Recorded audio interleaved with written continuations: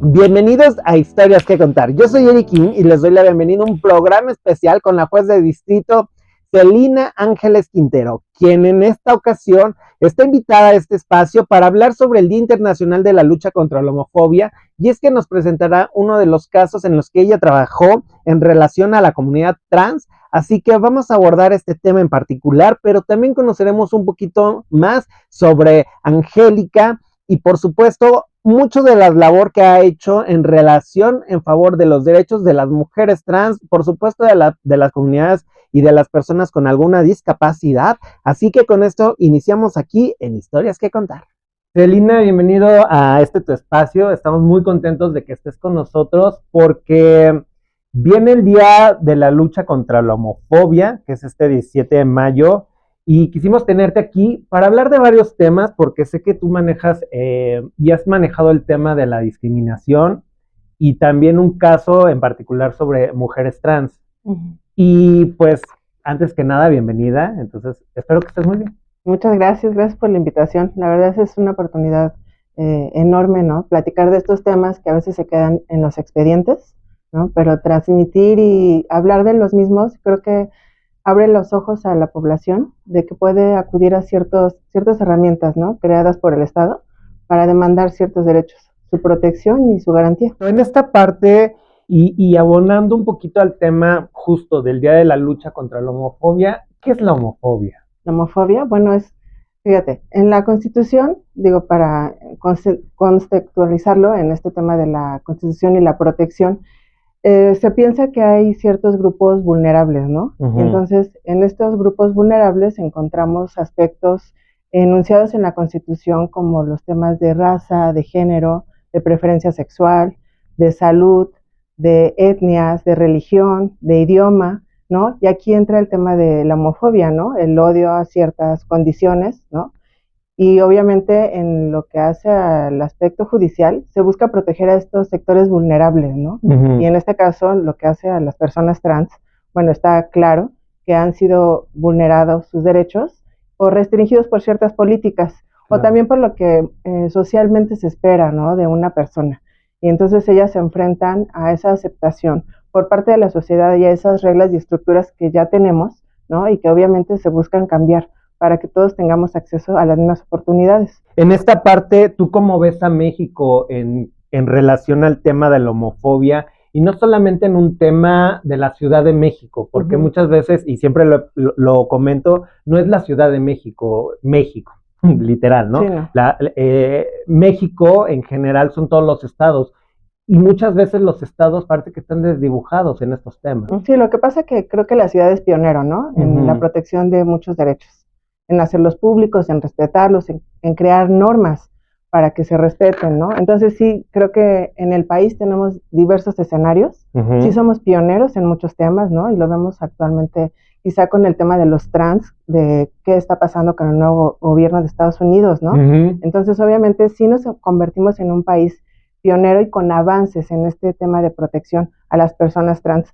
Obviamente la Ciudad de México, pues sí pinta como así, está en la cúspide, ¿no? De esta protección de derechos, y lo vimos hace años con el tema del aborto, ¿no? El aborto seguro.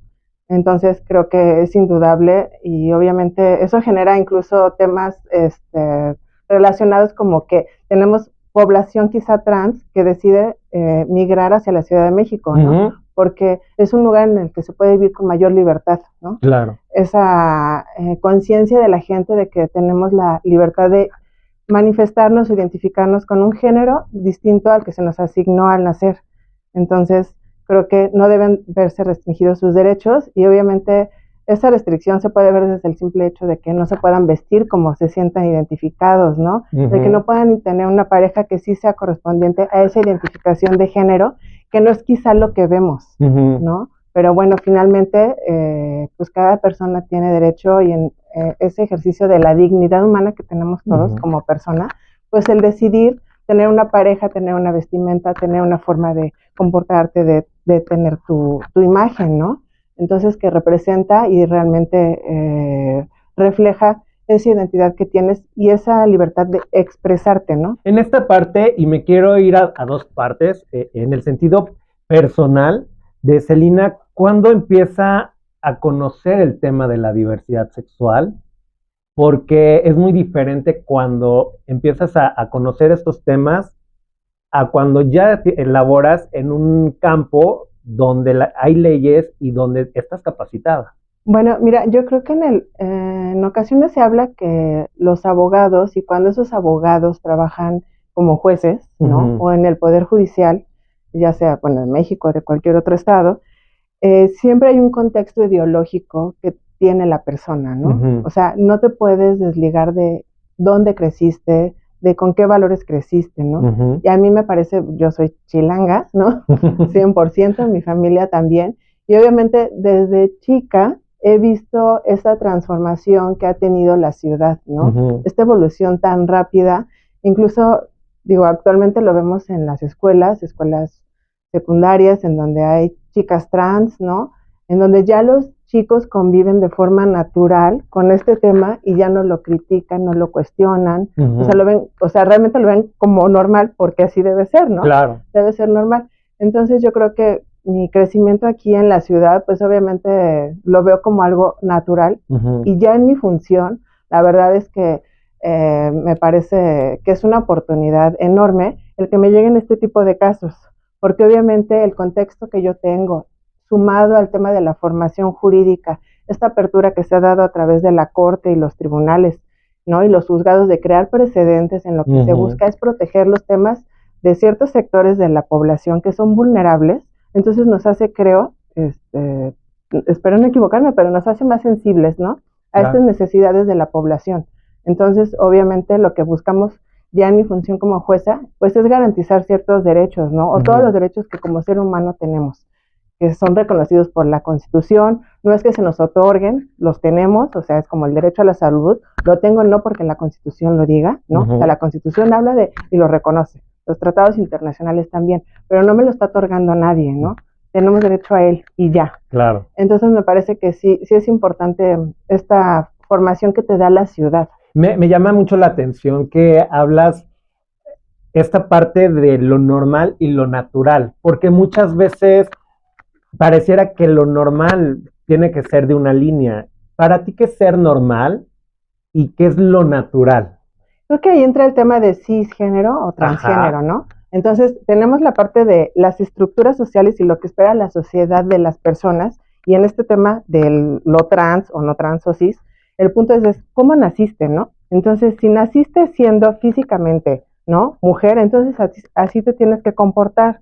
Entonces, es lo que la sociedad ha venido esperando de esos temas, ¿no? Entonces, lo normal debería ser que no haya, digamos, esto va a sonar repetitivo, pero no es lo normal lo anormal, sino que traemos una estructura, ¿no? En la que pareciera que lo bueno es lo que hace 50 años esperaba de una persona. Obviamente la comunidad trans, pues quizá temía salir, ¿no? De esa idea, y obviamente no se manifestaba, no se vestía, han tenido una lucha tremenda, ¿no? Claro. Entonces, me parece que el tema de mejorar este tema de los sectores vulnerables, y en el caso de los trans, es que ya no es, eres normal o anormal. El tema es que todos, bajo las preferencias que tengamos de identidad o de expresión, eso es lo que debe ser y ya, ¿no? Claro. Entonces, encajonarlo como, tú eres normal, pásate para acá, ¿no? Y tú no lo eres porque de ti esperábamos otra cosa, y que después existan políticas públicas que atiendan a esas diferencias, eso es lo que como jueces tutelamos, cuando advertimos esa transgresión o esa violación a principios de cómo es la dignidad humana, es en la parte donde decimos, o sea, no, lo normal no es los de este lado, ¿no? Claro. O sea, el tema es que tenemos que tener respeto a esa identidad y expresión de género. Y no solo los jueces, obviamente que son las leyes, los reglamentos, las políticas públicas, que no nos toca a nosotros como jueces implementar, ¿no? Claro. Esos vienen de otros sectores, pero obviamente cuando llegan las personas quejosas o los particulares, los ciudadanos, las mujeres trans, los hombres trans con nosotros, el tema es tutelar sus derechos, ¿no? Apartados de ese concepto de lo normal o lo no normal. Tenemos que reconocerlo, porque si no reconocemos algo, ¿cómo lo vamos a erradicar, no? Exacto. Y en esta parte hay un tema en particular que tú trabajaste sobre una persona, de una mujer trans, que pues, no le querían dar una vacuna. ¿Nos puedes poner un poquito el antecedentes de qué fue lo que pasó y cómo llegó este caso? Claro. Mira, en principio me gustaría comentarte porque quizá puede ser que el común de la población a lo mejor lo desconoce. Como jueces, como juezas, no elegimos qué asunto nos va a corresponder, ¿no? Claro. Entonces, obviamente nos llegan de todo tipo de asuntos. En este caso, la mujer trans acude al juicio de amparo, me corresponde a mí, en el juzgado 17 administrativo, conocer del asunto. Es un tema aleatorio, ¿no? Entonces yo no tomo el asunto, no decido tomarlo. Y ella narra que acude a una clínica de salud de la Secretaría de Salud de la Ciudad de México. Entonces señala en su narrativa de antecedentes, digo, sin irnos a los detalles de qué es una demanda de amparo y lo que la integra, ella señala que acudió a una clínica donde le dijeron que no estaban suministrando vacunas, ¿no? Pero pues ella busca una segunda clínica, acude a la misma, es una clínica de la colonia Condesa. Además, ¿no? O sea, es una referencia para la comunidad LGBT, para la gente que nos escucha o nos está viendo, que pues aquí está la clínica Condesa, que es una clínica especializada en trabajar temas de salud. Claro, y además, bueno, para quien vive en la Ciudad de México, también creo que en la Ciudad de México hay como ciertas colonias, ¿no? Donde quizá es aún más abierto este tema, ¿no? Claro. Entonces, curiosamente fue en la clínica Condesa, ¿no? Entonces acude a la clínica y le señalan que en efecto sí están aplicando la vacuna tetravalente, ¿no? Para el virus del papiloma humano, pero que solo se la pueden suministrar a mujeres de 10 a 13 años y a mujeres cis, porque así las clasificó, ¿no? Y a mujeres trans, pero con VIH, portadoras de VIH. Entonces ella señala que no es portadora de VIH, pero que en atención a un tema de prevención, ¿no? Porque, y de salud. Y de salud, claro. Sí. O sea, dice, ¿por qué tengo que padecer o tener el virus del VIH para que me suministren la vacuna si yo no quiero contagiarme de una enfermedad de transmisión sexual? Claro. Y entonces pido que me pongan la vacuna.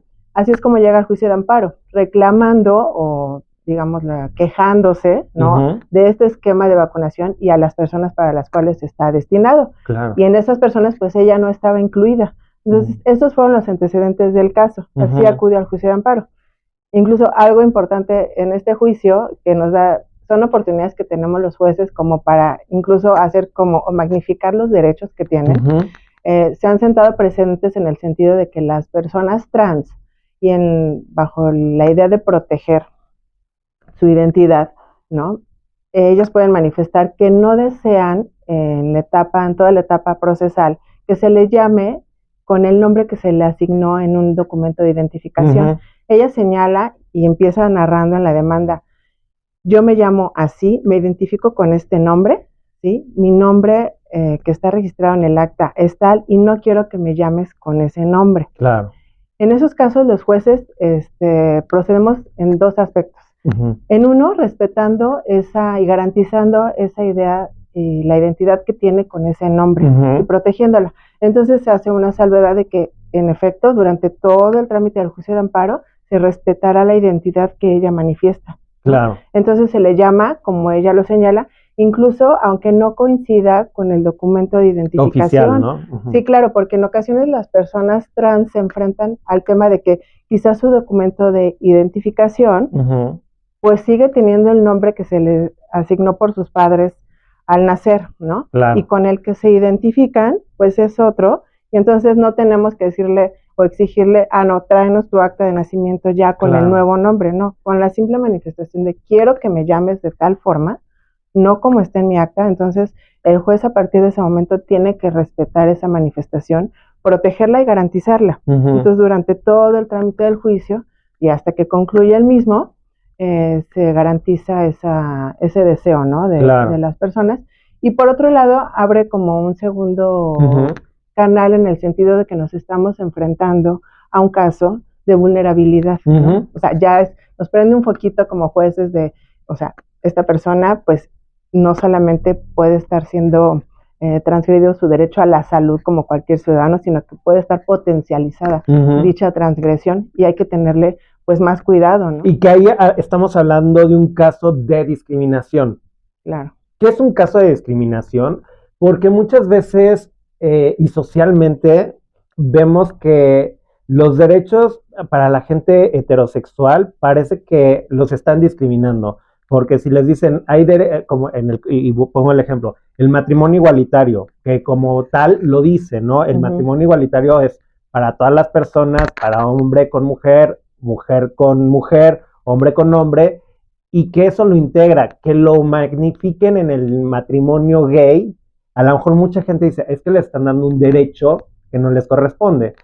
Pero explícanos un poquito qué es la discriminación y por qué de repente hay este manejo de que, ¿por qué les están dando derechos extra cuando pues, somos simples mortales? Sí, pues eso es muy curioso y es lo mismo de cuando no nombramos las cosas, cuando no las definimos, ¿no? Porque de repente quizá tenemos problemas que, es cierto, o sea, siempre ha existido eso, ¿no? Porque quizá la comunidad trans siempre ha existido, obvio no con esa denominación, ¿no? Se tuvo que crear el concepto, ¿no?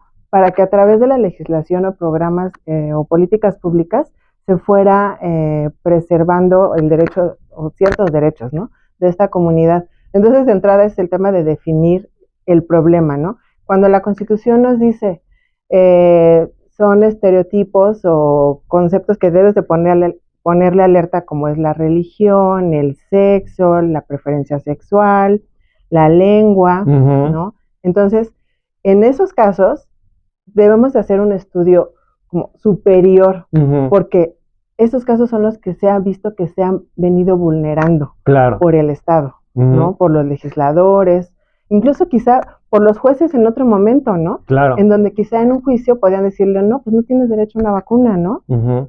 ¿Qué pasó? Vemos casos, por ejemplo, este tema que tú hablas del matrimonio, ¿no? Igualitario. O vemos casos que también son importantes, por ejemplo, de la normativa en materia de seguridad social establecía pensiones para la viuda, ¿no? La esposa.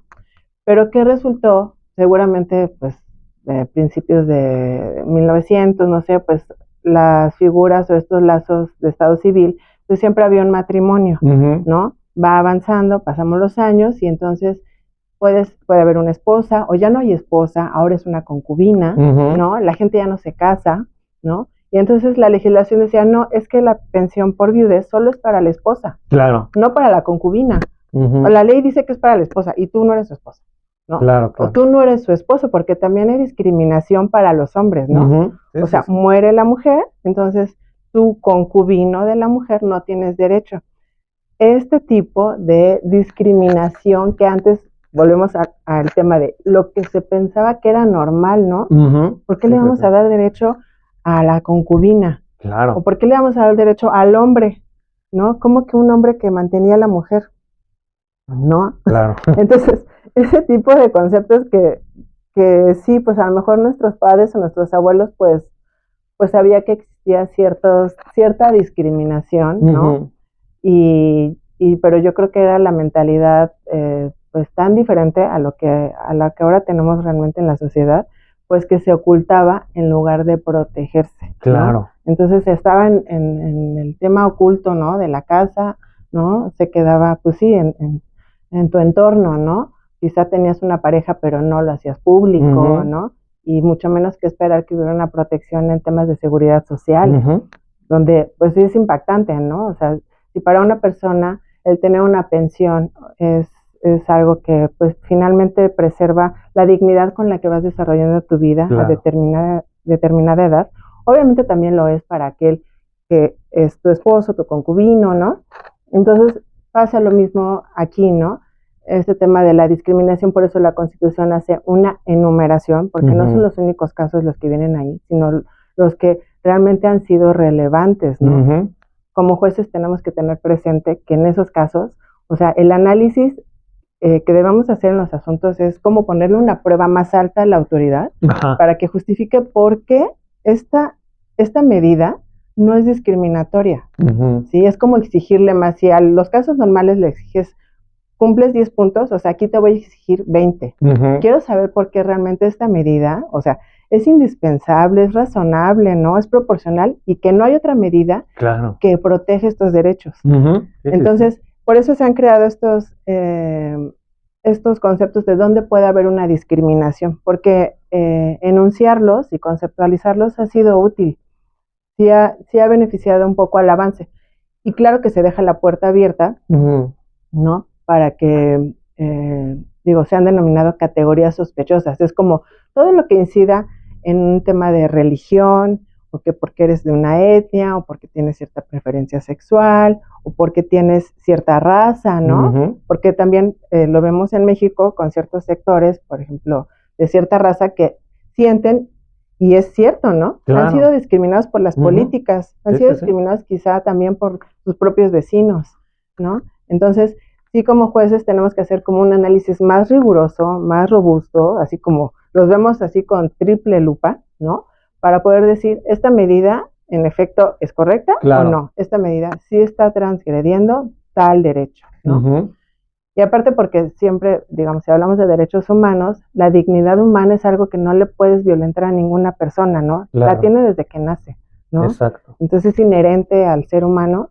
Y ya el tema de pues la discriminación es que obviamente pues sí hay factores que innegablemente y tristemente pues violentan este tipo de vulnerabilidades, ¿no? En esta parte, y hablando un poquito sobre las situaciones de la discriminación, ¿cómo tú y tu equipo y tu entorno como jueza se capacitan, se hacen esta sensibilización?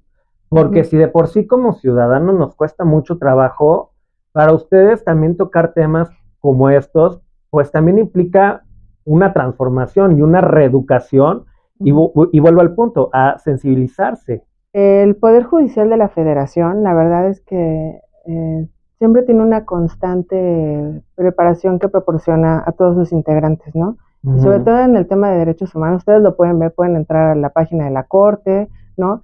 Y hay múltiples cursos abiertos a todo el mundo para sensibilizar estos temas de derechos humanos. Entonces, a nosotros, me parece que como titular de un juzgado, nos corresponde obviamente platicar con ellos en los casos concretos, ¿no?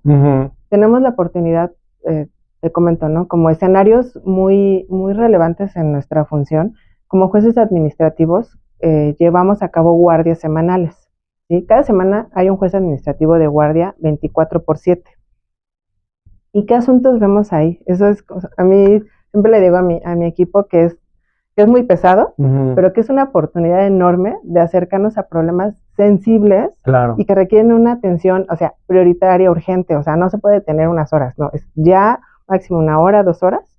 Entonces nos llegan muchos casos de atención médica, ¿no? Como la negativa de ingresar a un hospital porque quizá está en duda si es derechohabiente o no. El tema de personas con padecimientos, por ejemplo, de VIH, ¿no? Que no les dan el medicamento que está indicado por el propio sector, ¿no? Sector público de salud.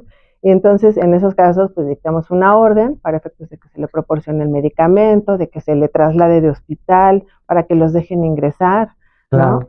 Eso lo vimos, fue un caso, me parece, relevante para el país, y a nosotros nos tocó vivir como jueces administrativos, establecer medidas suspensionales que implicaban el que la autoridad actuara en el sentido de comprar las vacunas para los niños y adolescentes, porque no sé si recuerdas, en la pandemia del COVID, empezaron a vacunar a cierto sector de la población, ¿no? Que primero empezaron por los médicos, después por ciertas edades que eran los adultos mayores, y fueron como bajando. Llegó un momento en que ya no se aplicaban las vacunas para adolescentes y para niños menores de edad. Menores de edad, de 5 a 11 años, había como dos escalas, ¿no? Ahí. El tema era porque era un biológico diferente, ¿no? O sea, la dosis que se tenía que aplicar a los menores era diferente, y pues no existía la vacunación, ¿no? Entonces acudieron, yo creo que, me imagino que se unieron los vecinos, en las escuelas, porque teníamos juicios de 200 niños, 150 niños, que nos pedían, oye, exígele a la Secretaría de Salud que respete nuestro derecho, bueno, el de nuestros hijos. Nosotros acudimos como los padres, pero tenemos a nuestros hijos y queremos que los vacunen, ¿no? Claro. O sea, está en riesgo su vida, y entonces emitimos órdenes a efecto de que los vacunaran. Entonces ahí vemos el impacto que pueden tener las decisiones jurisdiccionales, ¿no? En concreto a través del juicio de amparo, en este tema o estos temas sensibles, ¿no? Como lo son la salud, pues está en riesgo tu vida. Y sobre todo que tratándose de la salud, es uno de los derechos que yo creo que nos queda claro a todos. A lo mejor el concepto puede ser entendido de forma diferente, desde muy básica hasta muy estructurado, pero esta interseccionalidad. Claro. Y que tenemos una serie de derechos, derecho a la educación, derecho al trabajo, pero si tú no gozas del derecho a la salud, ¿no? O sea, no vas a tu trabajo, no vas a tu escuela, no puedes llevar a cabo las actividades deportivas que tienes, entonces merma o abarca el resto de los derechos de los que gozas, ¿no? Claro. Es una característica de los derechos humanos, ¿no? Impactar a todos, atravesarlos. Pero sí me parece que no hay duda que todos tenemos claro que cuando nos sentimos mal, ¿no? Pues no haces nada, te quedas paralizado. En tu casa, lo vimos con el tema del COVID, ¿no? O sea, claro. Todos en casa, nadie va a trabajar. Entonces, pues obviamente sí es una herramienta importantísima, me parece, las decisiones que se llegan a tomar, ¿no? A través de los juicios, porque sí llegan a temas sensibles de la sociedad, ¿no? Y transforman vidas, ¿no? Exacto. Me parece que es una buena forma de exigir los derechos. En esta parte de los temas sensibles, Celina, en este sentido, fuera de ser juez, ¿qué caso te ha sensibilizado y qué te ha roto? Uy, bueno, tuvimos un caso de una pareja, ¿no? También creo que sí, los temas de salud son tremendos, ¿no? Una pareja y querían que un hospital público les llevara un tratamiento para que lograran finalmente embarazarse, ¿no? Y resulta que por la edad de la mujer, de él no, pero ella tenía una edad que, digo, la verdad es que si yo sin ser, dejemos de lado que soy abogada, yo no soy médico, ¿no? Pero actualmente pensamos que cualquier mujer se puede embarazar a los 39, 40, ¿no? Como que esa idea de que te tienes que embarazar a los 30 años, 33, ¿no? Esta mujer tenía 39 años y entonces el tratamiento estaba limitado para mujeres que llegaban hasta los 36 años. Entonces por eso se lo negaron. Acuden al juicio, nos plantean igual un tema de discriminación, también por un tema de género, claro. ¿no? Y entonces ahí pues se hizo un estudio en la sentencia, ¿no? Nos allegamos de pruebas para poder determinar pues que no había evidencia de por qué se le tenía que negar ese derecho a ese tratamiento, ¿no? Entonces, en ocasiones, y lo veo obviamente como mujer, ¿no? La trascendencia que puede tener importancia en tu vida, de tener quizá un hijo, hay personas que no quieren tener hijos, también es muy respetable, ¿no? La elección de vida. Pero que de repente se vuelve en yo quiero ser madre, ¿no? Y entonces que una política pública te impida llegar a obtener esa protección del Estado, me parece que era un caso trascendente para mí también como mujer, porque compartía quizás ciertas problemáticas, ¿no? O sea, de pensar que a cierta edad ya no puedes tener hijos, ¿no? Al final se dicta una sentencia en ese asunto y sí logró embarazarse la mujer. Claro. Me parece que ver ese tipo de decisiones y los efectos y cómo se materializan, o sea, me pareció un caso muy importante, ¿no? Desde el aspecto de mujer. ¿Cómo es trabajarlo? Y sobre todo, vuelvo al parte de la sensibilización, porque muchas veces, como jueces, se trabaja más con hombres. Y lamentablemente no tienen esa sensibilización de decir, pues es que no es lo mismo tu cuerpo que mi cuerpo, no es lo mismo tu trabajo de tu sistema que mi sistema. ¿Cómo lo trabajaste en ese punto?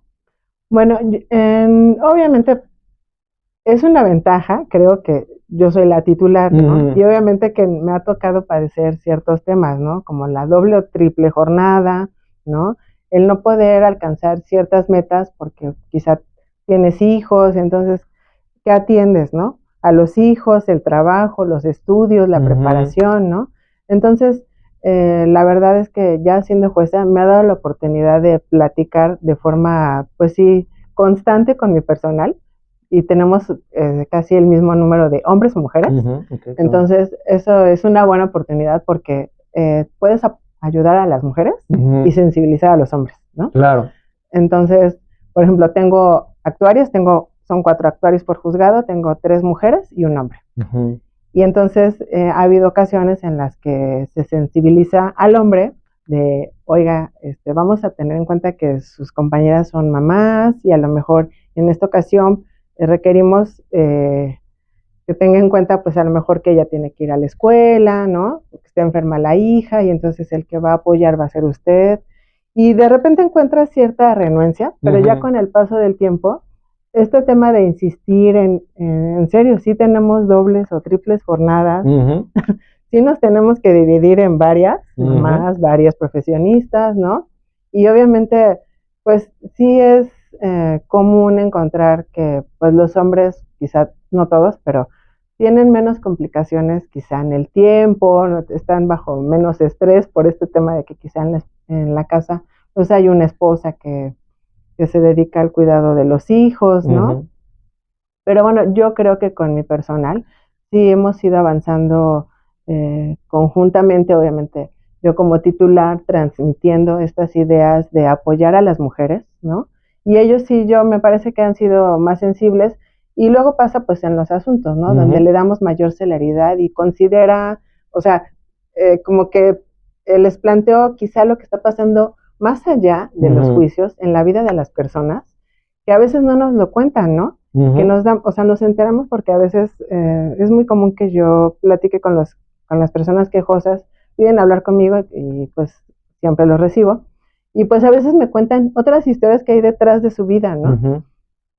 O sea, que me dicen, es que yo entiendo que puede haber, no sé, muchos asuntos o la autoridad no cumple, pero es que sabe que mi situación está siendo así, se me está complicando, mi hija enferma, mi mamá enferma, y yo sin trabajo, no me llega la medicina.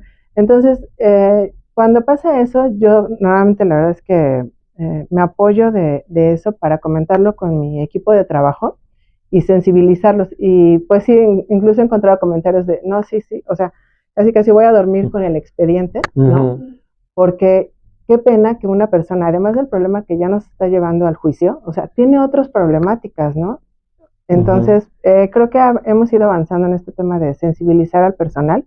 Digo, al margen, te digo que siempre hay cursos y sobre todo en materia de derechos humanos, porque sí hay que como insistir, ¿no? Insistir.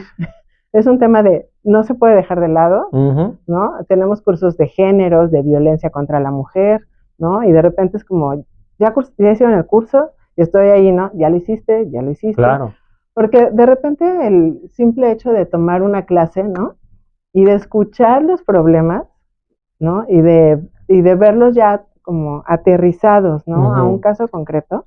Entonces creo que eso es lo que va a servir para sensibilizar a los hombres y a la población en general, ¿no? Porque también, digo, puede haber mujeres que pues pueden tener o incurrir en ciertos temas de discriminación, ¿no? O sea, nadie está exento.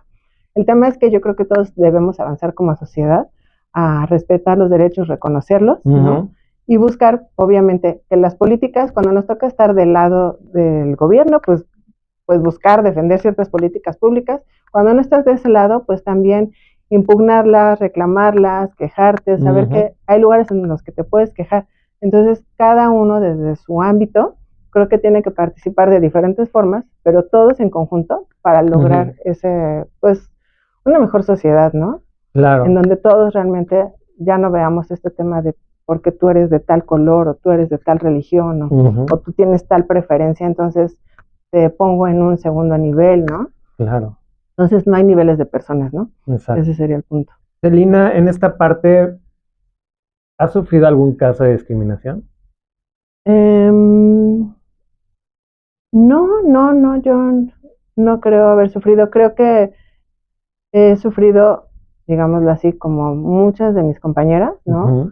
Con temas en los que quizá llegamos a un examen y platicando con el resto de nuestros compañeros no, pues yo sí pude estudiar porque mi esposa me ayudó y entonces las mujeres así como que no pude terminar la guía.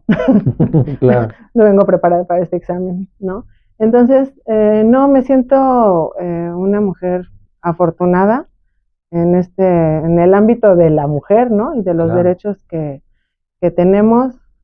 Seguramente mi mamá, mi abuela, como que siempre las vi, eran mujeres que trabajaron, aunque mi abuela en los años 40, ¿no? Trabajaba en lo que es el Palacio Nacional, ¿no? Era secretaria. Ok. ¿De ahí viene tu interés? No, pero más bien crecí como que mi abuela trabajaba en el gobierno, o sea, siendo secretaria. Claro que eran otros los ámbitos en los que la mujer participaba, ¿no? O sea, quizá no tenía un cargo público importante, claro, pero el saber que sí, en los 40 ella ya trabajaba ahí, ¿no? Para mí sí, o sea, sí como que me causó un impacto de yo tengo que sobresalir como mujer, ¿no? claro. O sea, la mujer puede, ¿no? O sea, puede salir adelante, puede aspirar a cualquier nivel, ¿no? Ya sea en una empresa, en el gobierno. Mi mamá pues siempre trabajó, entonces también la vi como una mujer ocupada en su trabajo, sacrificando a sus hijos, ¿no? Entonces, pero bueno, a mí sí me formó el ver a mi mamá y a mi abuela y a mis tías, todas profesionistas, ¿no? O sea, para los años 60, 70, todas estudiaron en la universidad pública, son profesionistas y me parece que eso me ayudó mucho a crecer como mujer. ¿Qué le dirías hoy a tu abuelita ahorita que hablabas de esto? Porque sí, nos tocan diferentes generaciones y el que rompan con estos campos laborales, pues quieras o no, influyen en muchas cosas, influyen en tu personalidad, en tu crecimiento, en tu carácter, en tomar decisiones. Hoy, ¿qué le dirías a tu abuelita que en ese entonces a lo mejor dijeras, bueno, tiene un trabajo, pero pues no era cualquier trabajo? Claro, yo creo que le diría, bueno, le diría, yo creo que escucharía de ella, estoy orgullosa de ti. O sea, no me decepcionaste, no lo dudé de ti. Creo que me diría eso, no lo dudé, Claro. sabía que lo lograrías. Me parece que así formó a sus hijas, fueron más hijas que hombres, y todas tienen esa mentalidad, ¿no? O sea, no dudé que llegaras a esos lugares, ¿no? Claro. ¿Y a tu mamá? A mamá también, creo que diría, wow, ¿no? Lo lograste. Porque decía, eres una hormiguita, ¿no? Dice, ay, no te preocupes tú de trabajo nunca, ¿no? Eres tan hormiguita que todo el mundo te va a querer. Entonces me parece que sí estaría orgullosa de verme ahora, ¿Y a Celina hoy qué le dirías? que siga adelante. ¿Le hace falta algo? Eh, pues sí, desde el punto de vista, por ejemplo, tengo dos niños adolescentes, unos chicos adolescentes que pues adolecen de muchas cosas, ¿no? Obviamente por su edad, ¿no? Y me parece que me falta seguirlos formando. ¿Qué te hace falta que digas, híjole, todavía estamos ahí? Mm, pues yo creo que ellos, sí. Bueno, y eso no sé si va a desaparecer, ¿no? Porque bueno, siempre como mamá, seguramente te preocupas, pero ahorita creo que estamos en un momento de crisis, ¿no? Lo vemos en este tema de las redes sociales, a todo el tema a los que están expuestos, ¿no? Entonces, me parece que de repente nuestra función tan demandante, ¿no? Se pone así como en una línea entre que, ¿qué hago, no? O sea, atiendo a mi familia, atiendo mi trabajo, o sea, todo es trascendente en el juzgado, ¿no? Claro. O sea, no hay nada intrascendente, pero igual no hay nada intrascendente en casa, todo es trascendente. Entonces, de repente creo que sí, las mujeres profesionistas, seguramente las que nos están escuchando o viendo, se cuestionan seguido este tema de, ¿estoy haciendo bien o no en meterle tanto a mi profesión y estoy descuidando a mi familia, ¿no? Y habrá mujeres que opten por prefiero, sacrifico mi tema profesional y me dedico a mi familia, ¿no? Entonces, bueno, creo que sí pasamos de repente por crisis o cuestionamientos de si estoy avanzando por el camino correcto, ¿no? ¿Te lo has cuestionado? Sí, sí me lo he cuestionado, sí, claro. ¿Y cómo lo trabajas? Porque también reprocharse a veces las cosas, pues, no es fácil. No, o sea, yo creo que sí todas las que trabajamos nos lo reprochamos. Sí, es constante. Bueno, yo me lo reprocho mucho. ¿Todavía te lo sigues reprochando? Sí, pero obviamente, digo, a lo mejor mi carácter, ¿no? O sea, como medio intenso de que estoy haciendo mal, que de repente, la llamada de la escuela, ¿no? Claro. ¿Puede venir a una reunión? No, no puedo ir. Claro. Pero de repente dices, ¿será que les estoy fallando? ¿No? Entonces, pues sí entra, pues, sin duda, un tema de reproche, ¿no? Hacia uno, pero pues obviamente, pues no estamos haciendo mal, ¿no? Las que somos profesionistas, sin duda, no les damos quizá la misma atención que las mujeres que, pues, afortunada o desafortunadamente, o por razones, ¿no?, personales, voluntarias o no, pues están en su casa, ¿no? Pero entonces lo que buscamos, pues a veces es, pues dar una crianza de calidad, ¿no? Pero sí es como, llegas tarde y eres el logro, ¿no? Y entonces dices, no, pues si vas llegando, ¿no? ¿Cómo vas a hacer el logro en la media hora que te queda, ¿no? Entonces, bueno, pues sí entra un tema de reproche y pues sigue existiendo porque siguen siendo, pues, menores de edad, ¿no? Quizá es más fácil, o no lo sé, eso le toca a un psicólogo decir, ¿no? Pero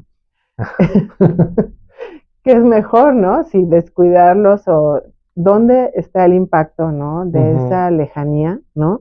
Si cuando son menores o cuando son adolescentes, ¿no? Pero bueno, ciertamente sabes que los jóvenes, cuando son pequeños, bueno, cuando eran niños, pues no te hacen tantos cuestionamientos, ¿no?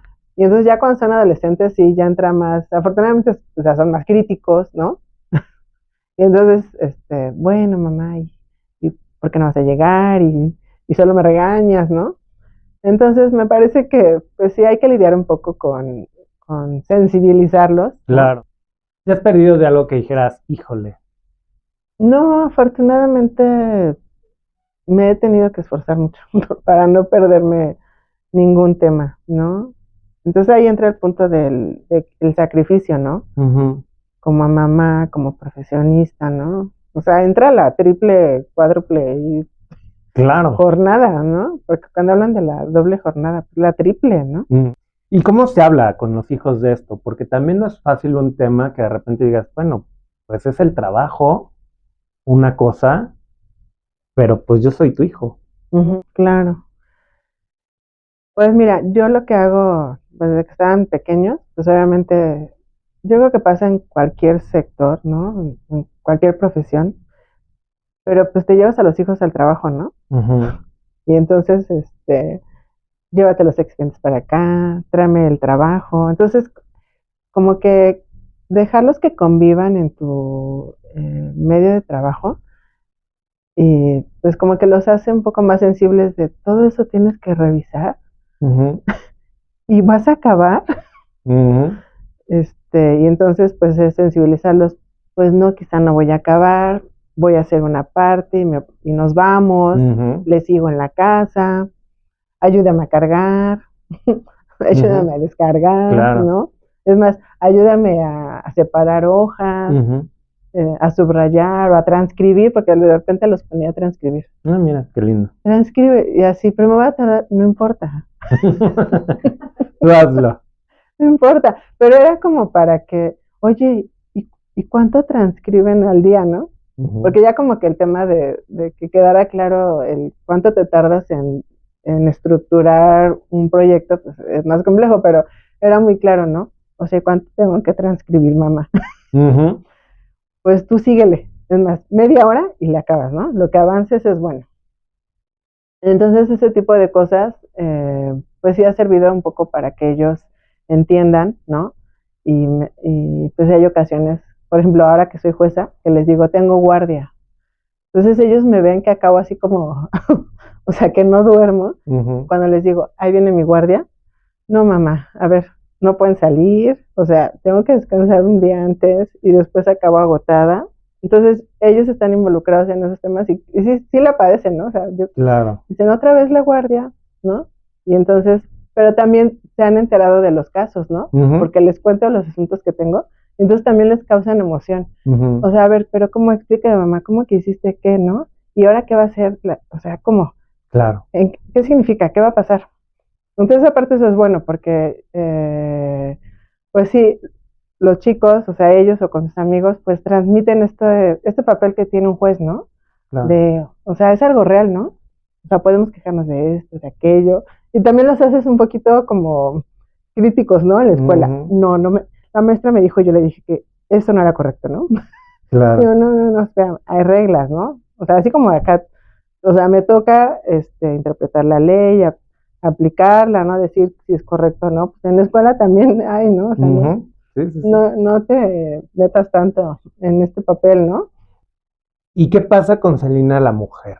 Porque también una cosa es el trabajo y que lo estás haciendo porque te gusta, la parte de la familia porque te gusta, pero ¿dónde queda Celina la mujer? ¿En qué momento se da un tiempo a ella? Pues se da poco tiempo. Celina la mujer. Celina es casada, no con el papá de mis hijos, ¿no? Pero bueno, pues ya él los adoptó, ¿no? Es complicado, sí, se da poco tiempo. Pero bueno, sí, de repente Celina se sigue dando sus escapadas, ¿no? Con algunas amigas. Yo de joven me encantaba bailar, ¿no? Entonces es algo que sí he abandonado, ¿no? Pero bueno, he encontrado satisfacción en ciertos temas como el estudio, ¿no? Que alguien pensaría, o sea, estás mal, pero bueno, la verdad es que, por ejemplo, actualmente estudio y una maestría y todas mis compañeras son muy jovencitas, ¿no? Entonces, escucharlas, o sea, esa vitalidad que tienen ellas, ¿no? Y que me tratan, o sea, como en su grupo, en generacional, a mí me encanta porque revivo, o sea, como formas de relacionarte mucho más relajadas. Claro. Te recuerdas ciertas cosas, porque Claro. Al final del día, no es que de un día para otro fuiste una señora que trabaja.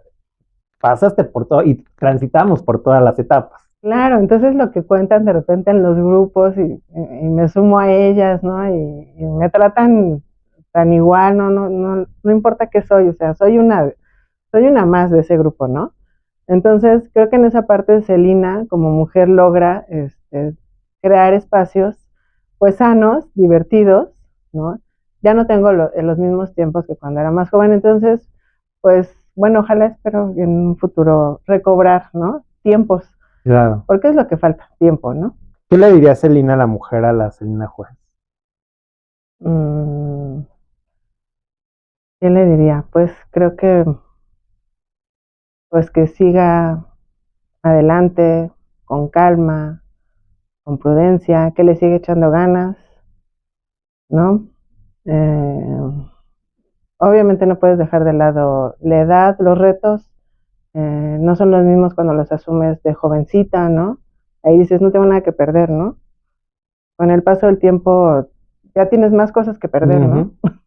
Entonces, pues es complicado quitarte esos pesos, ¿no? Que traes, ¿no? Esas obligaciones que asumes. Claro. Entonces ya tomar decisiones ya no es lo mismo, ¿no? A los 20, a los 30, cada vez se toman con mucha más prudencia, mucho más pensadas, no te avientas al barranco, ¿no? Así como lo hubieras podido hacer a los 20, ¿no? Claro. Y aparte porque obviamente pues tengo una familia, ¿no?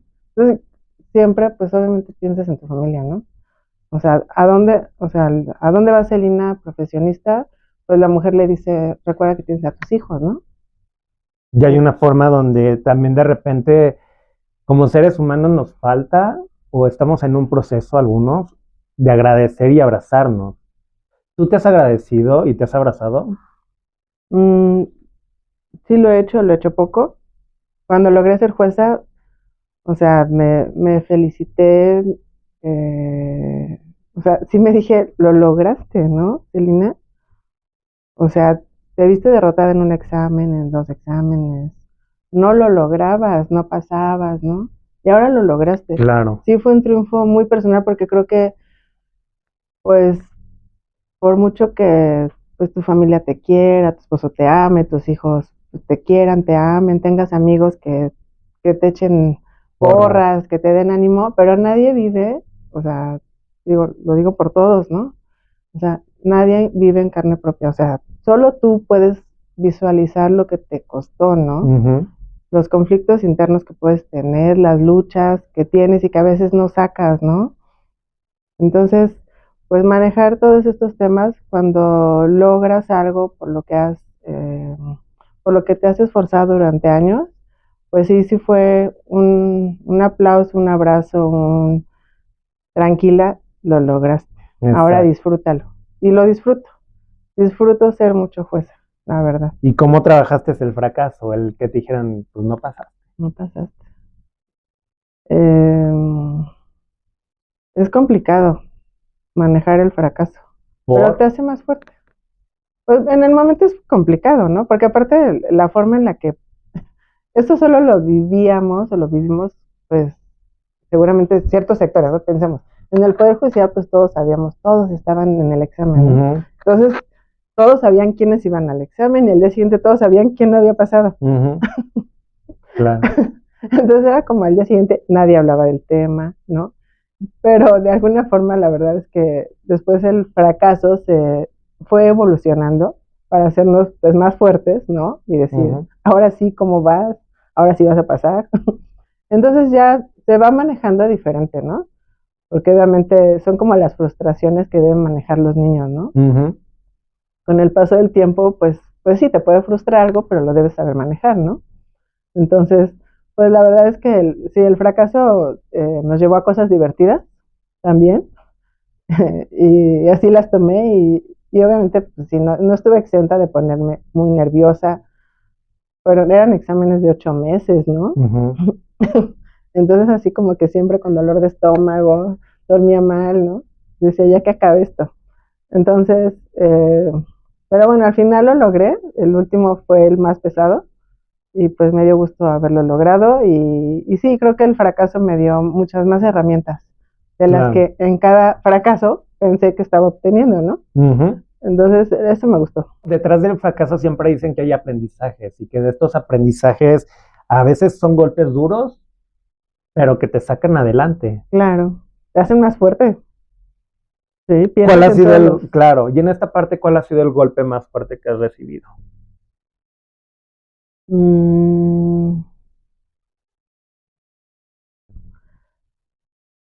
Pues creo que es solo en el tema profesional. O sea, obviamente, en el tema profesional, este tema de los exámenes. En el tema, pues personal, pues no veo como un fracaso. Pensemos, tuve una primera pareja, el papá de mis hijos, pero pues no lo veo, la separación yo no la vi como un fracaso, ¿no?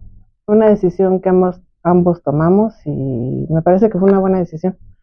Entonces, la verdad es que ahí no lo vi como un fracaso, porque no dependía de mí, ¿no? Creo que yo visualizo más el fracaso cuando solo depende de ti, ¿no? Claro. Pero cuando falla una relación, ya sea, pensemos comercial, laboral, sentimental, no sé, no creo que fracasemos en esos casos. Creo que no logramos empatizar con el otro, ¿no?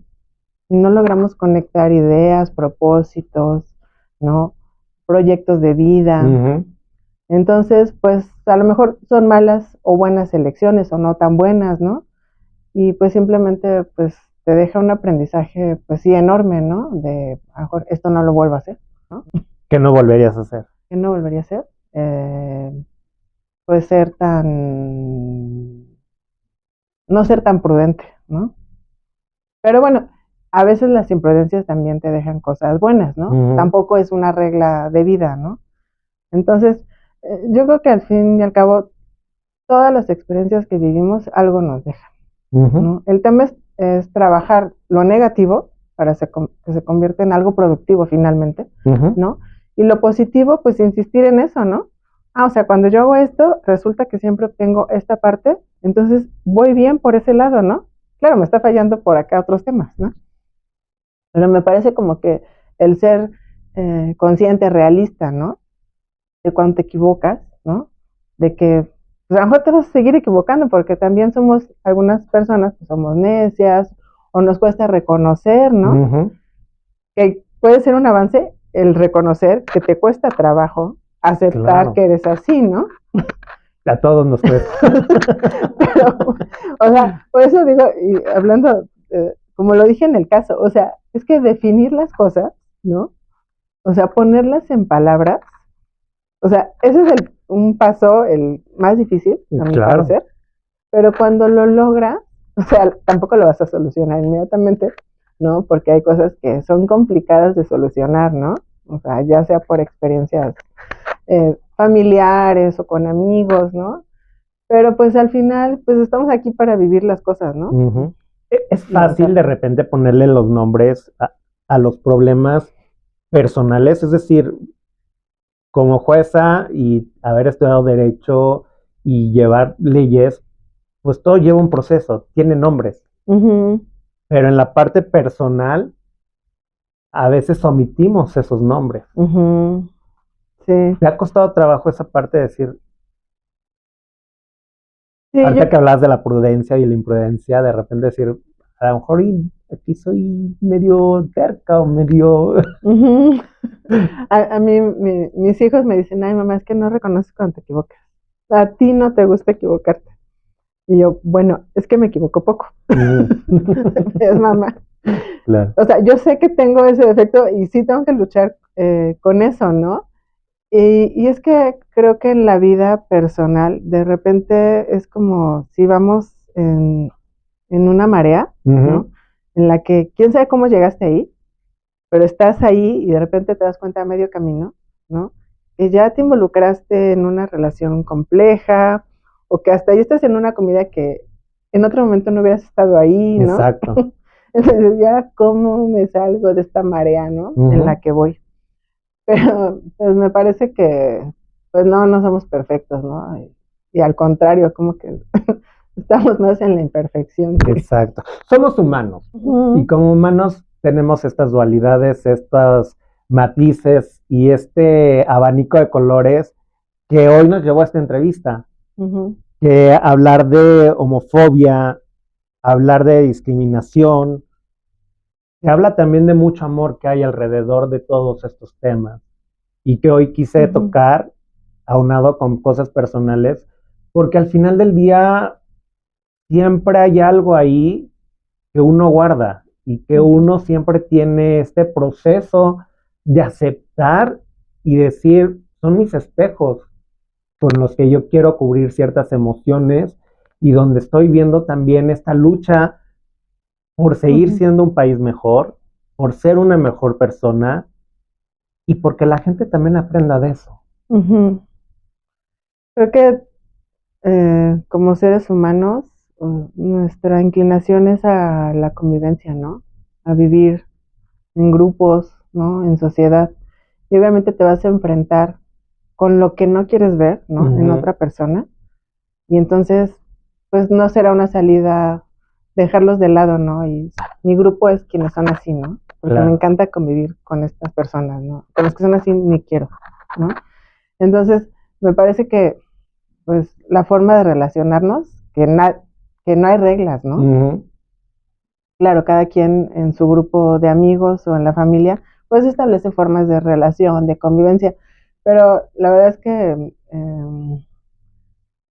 el ser humano, bueno, pues tiene fronteras inimaginables, ¿no? En el tema de cómo vas a reaccionar cuando te conozcas a cierta persona, ¿no? Que quizás saque algo muy malo o muy bueno de ti, ¿no? Entonces, pero bueno, son oportunidades, yo creo que para cuestionarnos cómo somos, ¿no? Y para quizá pensar, nunca me había dado cuenta que era así, ¿no? Hasta que me lo dijo, a veces te lo dicen los chicos, ¿no? Ay, es que tú eres así, ¿no? Y te da risa, pero dices, ay, este niño, ¿no? Pero claro, los adolescentes, los niños, pues ven las cosas como muy básicas, muy transparentes, ¿no? O sea, no tienen toda esa estructura mental y qué puedo decir, qué no puedo decir. ¿Qué es lo políticamente correcto e incorrecto? No, sí, no. O sea, los niños, los adolescentes, eso me gusta mucho de mis hijos, de la convivencia que tienen con sus amigos, porque sí, los chicos son así como, le dicen de repente comentarios, y ay, sí, gracias por decirme. Claro. Pero obviamente es que se les sale así transparente y de repente nosotros como adultos olvidamos ese ser transparente, disfrutar cómo somos, ser conscientes de que tenemos errores, ¿no? De que tenemos fallas y que creo que lo que más conviene es corregirlas aunque sea un poquito, ¿no? Porque seguramente te vas a sentir mejor cuando logres convivir de forma sana, ¿no? Con los demás. Celina, ya se nos acabó el tiempo. No sé si quieras agregar algo más a esta plática. Pues te agradezco las preguntas, la verdad es que muy amena, ¿sí? Toda tu entrevista. Venía por un tema jurídico, acabamos en un tema personal, que bueno, de repente, pues sí, como juezas, también somos mamás, somos mujeres, ¿no? De repente lo olvidamos, se nos acaba el día y no pudiste darte cuenta, como me preguntaste, ¿no? ¿Qué has hecho por Celina mujer? Y a lo mejor he hecho poco, la tengo descuidada, ¿no? Y que siempre, en estos meses se ha hablado mucho en entrevistas y personalmente con mi pareja y con mi familia sobre el tema de ser agradecido. Que a veces nos hace falta no agradecerle a los demás, agradecerse a uno mismo Eso. lo que estás haciendo hoy. Sí, tienes razón. Sí, sí se nos olvida. O sea, decirnos, o sea, lo hiciste bien, te agradezco que me hayas llevado a ese lugar, a esos niveles, a esa reunión, o sea, a esa convivencia con esas personas. Gracias por darte la oportunidad de convivir, de pisar mundos diferentes, ¿no? O sea, de arriesgarte. Te agradezco que te hayas arriesgado. Eso me parece muy importante, sí. Así es. No lo hacemos. Pues lo damos por hecho, ¿no? Y le damos como un significado muy simplón al gracias. Al gracias. Cuando el gracias tiene mucho. Mueve fronteras. Y me imagino que tú lo vives constantemente cuando haces todos estos procesos que lleguen a un buen camino. Claro, sí. Obviamente que no esperamos que nos agradezcan, es nuestra función, ¿no? Pero más bien yo agradezco cuando recibo esos casos, la verdad, porque es una forma de poder sacar tu punto de vista sumado al tema jurídico, ¿no? Y puedes proteger en mayor medida un derecho. Entonces, yo sí agradezco, ¿no? El trabajo que tengo. Así es. Pues muchísimas gracias por abrirnos tu corazón, por abrirnos tu espacio como trabajadora y sobre todo por encaminar también esta parte de que pues en este país todavía hay procesos y que hay que seguir creciendo. Muchas gracias por la entrevista. Gracias. Muchísimas gracias a Celina Ángeles Quintero por esta entrevista, por también explicarnos un poquito sobre los derechos de la comunidad LGBT y en este caso y sobre todo particularmente en el tema de las mujeres trans y algunos tratamientos que se deben de realizar y evitar estigmatizar y clasificar también muchas veces el tema del VIH con las mujeres trans, porque pues sí, a pesar de que hay clínicas como Clínica Condesa y Clínica Iztapalapa, pues de repente el que en estos espacios también esté dirigido para la comunidad trans llega a ser un poquito estigmatizante para algunas personas. Es por eso que también decidimos tocar el tema, así que muchísimas gracias a Celina por dejarnos claros los puntos y cómo es este proceso. Así que nos vemos en un programa más aquí en Historias que Contar. Yo soy Erikin y les recuerdo que me sigan en mis redes sociales, que activen la campanita en TikTok, en YouTube, en Facebook y por supuesto en Spotify para que les lleguen las notificaciones de las entrevistas que estamos lanzando y por supuesto dejen sus comentarios, pónganle like para seguir creciendo esta comunidad. Así que nos vemos hasta la próxima.